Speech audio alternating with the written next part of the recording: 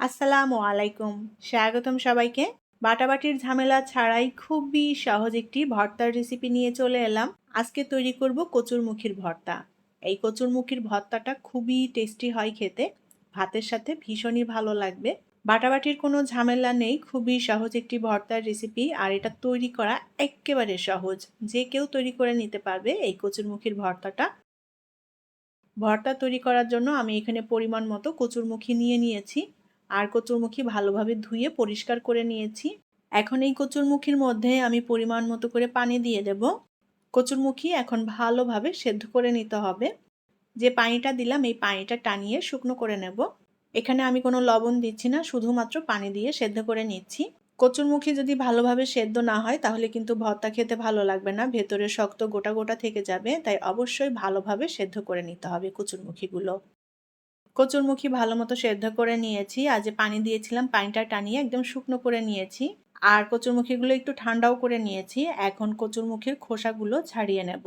কচুরমুখী খুব সুন্দর মতো সেদ্ধ হয়ে গিয়েছে, একদম মোমের মতো গলে গিয়েছে কচুরমুখীগুলো। আমি সব কচুরমুখীর খোসা ছাড়িয়ে নিয়ে তারপরে ভর্তাটা মেখে নেব। আজকের ভর্তাটা আমি শুকনো মরিচ দিয়ে করব। এখানে 4টা শুকনো মরিচ আমি ভেজে নিয়েছি। আর দিয়ে দেব পেঁয়াজ। আমি এখানে 2টা পেঁয়াজ একটু চাকচাক করে কেটে নিয়েছি। লবণ দিয়ে দেব পরিমাণ মতো করে। আর দিয়ে দেব সরিষার তেল 1 টেবিল চামচ পরিমাণ। দিয়ে দেব কিছু ধনেপাতা কুচি। এখন পেঁয়াজ, মরিচ, ধনেপাতা একসাথে সুন্দর করে মেখে নেব। চাইলে এখানে কাঁচা মরিচ দিয়েও ভর্তাটা তৈরি করে নেওয়া যায়। তো এক একটা মরিচ দিয়ে ভর্তা তৈরি করলে এক এক রকম স্বাদ হবে। শুকনো মরিচ দিয়ে কচুরমুখির ভর্তাটা বেশ ভালো লাগে খেতে। পেঁয়াজ, মরিচ, ধনেপাতা একসাথে সুন্দর করে চটকে মেখে নিয়েছি। এখন এর মধ্যে কচুরমুখী দিয়ে দেব। কচুরমুখী দিয়ে এখন চটকে ভালো করে মেখে নেব। আর মেখে নিলেই ভর্তাটা তৈরি হয়ে যাবে। কচুরমুখির ভর্তা অনেকভাবে তৈরি করা যায় আর এক একটা ভর্তার স্বাদ হয় এক এক রকম। আজকে যেভাবে তৈরি করলাম এটা খুবই সহজ একটা ভর্তা, যে কেউ এভাবে তৈরি করে নিতে পারবেন। আর এই ভর্তাটা খেতেও কিন্তু অনেক বেশি টেস্টি এবং মজার হয়। আমি সুন্দর করে ভর্তাটা মেখে নিয়েছি। এখন এই ভর্তার মধ্যে আমি দিয়ে দেব একটু লেবুর রস। আর এই লেবুর রস দেওয়ার কারণে কচুরমুখির ভর্তার স্বাদটা দ্বিগুণ হয়ে যায়। কেউ লেবুর রস না দিতে চাইলে বাদ দেওয়া যাবে, তবে লেবুর রসটা দিয়ে ভর্তাটা তৈরি করে খেয়ে দেখবেন, খুবই ভালো লাগবে।